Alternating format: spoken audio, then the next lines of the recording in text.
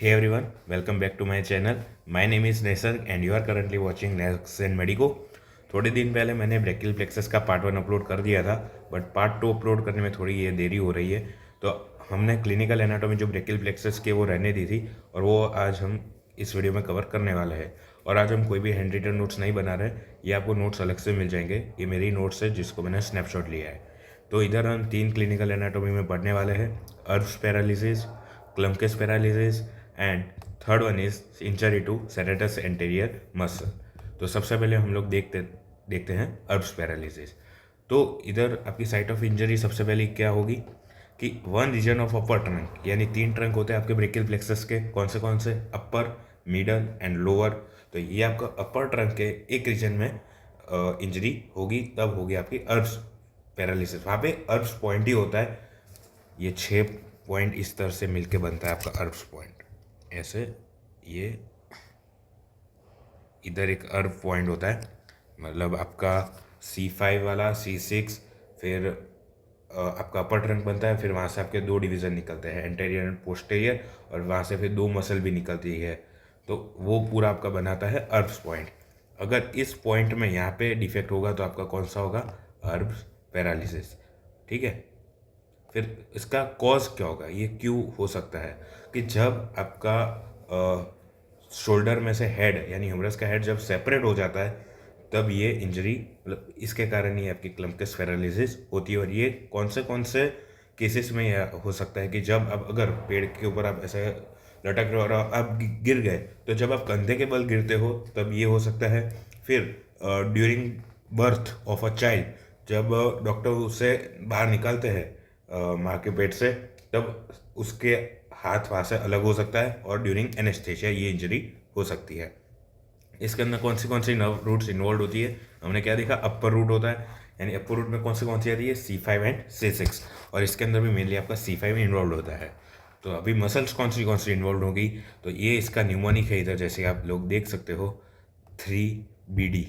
ठीक है, 3BD। 3B यानी 3 मसल जो बी से शुरू होती है, जैसे कि बाइसेप्स ब्रेकाई, ब्रेकियोरेडियलिस एंड ब्रेकियलिस। ठीक है, biceps brachii, ब्रेकियोरेडियलिस and brachialis. And D का मतलब हो गया आपका डेल्टॉइड। अभी 3 दूसरी भी मसल्स होती है इसके अंदर इन्वॉल्व।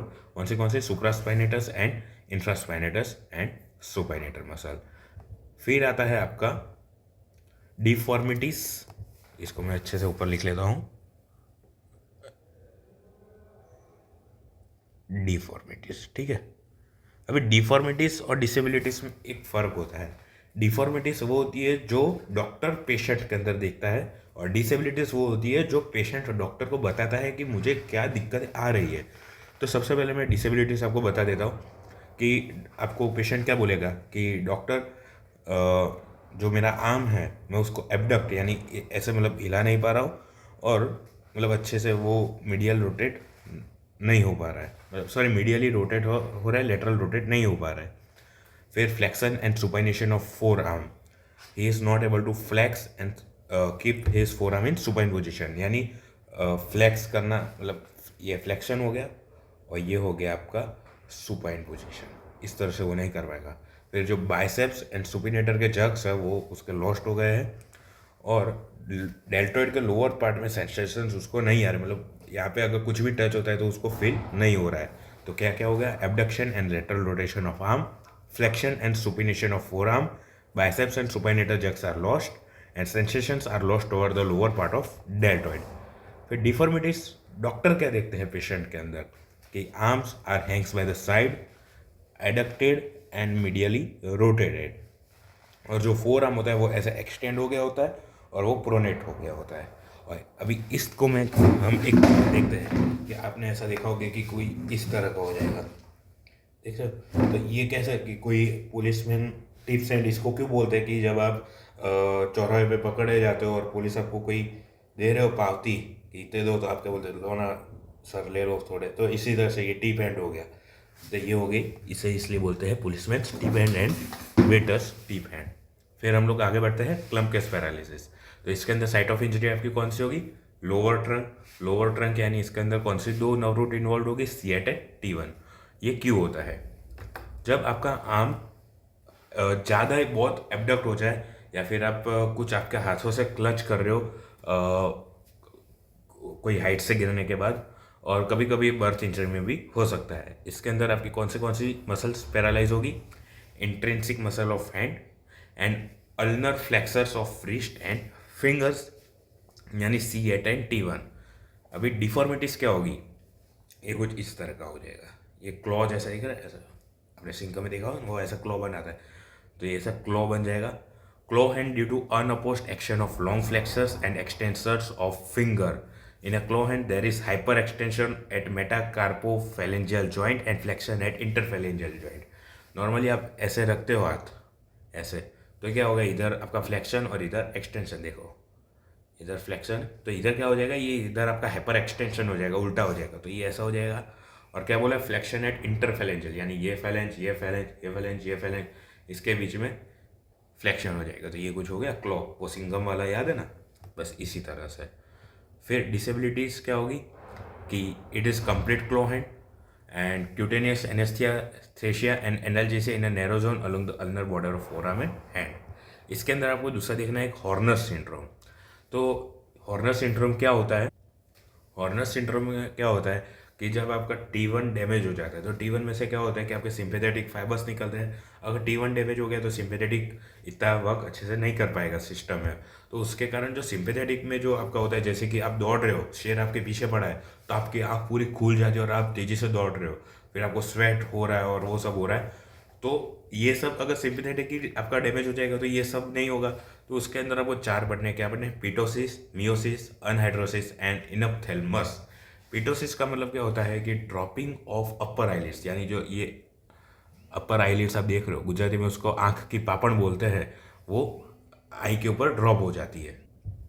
फिर मियोसिस, जब सिर पीछे पड़ रहा होता है, आपकी आंख पूरी ऐसे खुली होती है, तो वो पूरी कॉन्ट्रैक्ट हो जाती है, उसे कहते हैं मियोसिस। फिर एनहाइड्रोसिस, हाइड्रो यानी पानी, इससे आप डायरेक्टली आपको याद आ जाएगा कि स्वेट से रिलेटेड है, तो ये हो जाएगा इनएबिलिटी टू स्वेट नॉर्मली। फिर आ गया आपका एनोप्थेल्मस, यानी आपका जो आई का है वो पोस्टेरियर डिस्प्लेसमेंट हो जाता है। सो ये था हॉर्नर सिंड्रोम। हम लोग आगे बढ़े तो इसके अंदर वैसोमोटर चेंजेस भी होते हैं और ट्रॉफिक चेंजेस भी होते हैं। अभी वैसोमोटर चेंजेस क्यों हो गए? क्योंकि आपकी जो सिंपैथेटिक एक्टिविटी लूज हो गई, तो वहाँ पे स्वेटिंग नहीं होगी, तो वो क्या हो जाएगा, पूरा एरिया ड्राई हो जाएगा, और फिर वहाँ पे आपका जो आर्टरीज होगी वो भी डायलेट हो जाएगी। और फिर ट्रॉफिक चेंजेस क्या होंगे कि ज़्यादातर बहुत टाइम तक आपका अगर पैरालिसिस रहता है तो वहाँ पे ड्राई और स्केली स्किन हो जाती है, और ये जो नेल्स होते हैं वो आसानी से क्रैक हो जाते हैं, और ये जो पल्प होता है आपका फिंगर का वो भी एट्रोफी, यानी वो डिस्ट्रॉय होने लगता है, काइंड ऑफ डैमेज होता है। ठीक है। फिर आपका आता है injury to serratus anterior muscle, यानी नर्व ऑफ बेल। इसके अंदर आपका प्रोसेस क्या होगा कि sudden pressure on shoulder from above, अगर इधर सडन प्रेशर आ जाता है किसी भी चीज़ से, बहुत लोग ऐसे कोई भी बहुत बड़ा पार्सल होते हैं तो ऐसे कंधे में लेके जाते हैं, तो उसके कारण भी ये हो सकता है सेरेटस एंटेरियर को डैमेज यानी इंजरी उसको हो सकती है। फिर डिफॉर्मिटी क्या होगी कि विंगिंग ऑफ स्कैपुला, जब ऐसे कोई भी आदमी दीवार के बल ऐसे खड़ा रहेगा तो पीछे वो मीडियल बॉर्डर उसकी प्रोमिनेंट हो जाएगी, जिसे कहते हैं हम विंगिंग ऑफ स्कैपुला। इधर मैंने लिखा भी हुआ, excessive prominence of medial border of scapula. Normally the pull of muscle keeps medial border against thoracic wall. Disability क्या होगी? Loss of pushing and punching action, यानी push and punching action during attempts at pushing there occurs winging of scapula. जब ऐसा किसी चीज़ को push करने जाओगे तो वहाँ पे विंगिंग ऑफ स्कैपुला हो जाएगा। ओवरहेड एबडक्शन ऑफ शोल्डर, यानी this is overhead abduction off shoulder girdle is partially affected due to intact trapezius muscle। Trapezius muscle intact रहती है, सेरेटस एंटेरियर को इंजरी हो गई है तो वो थोड़ा अफेक्टेड रहता है। ठीक है, बस इतना ही है आपका ब्रेकियल प्लेक्सस का clinical anatomy. So I hope आपको अच्छा लगा होगा। अगर अच्छा लगा हो तो वीडियो को लाइक, शेयर और चैनल को सब्सक्राइब कर ले। तो मिलते हैं अगले वीडियो में, तब तक के लिए बाय बाय।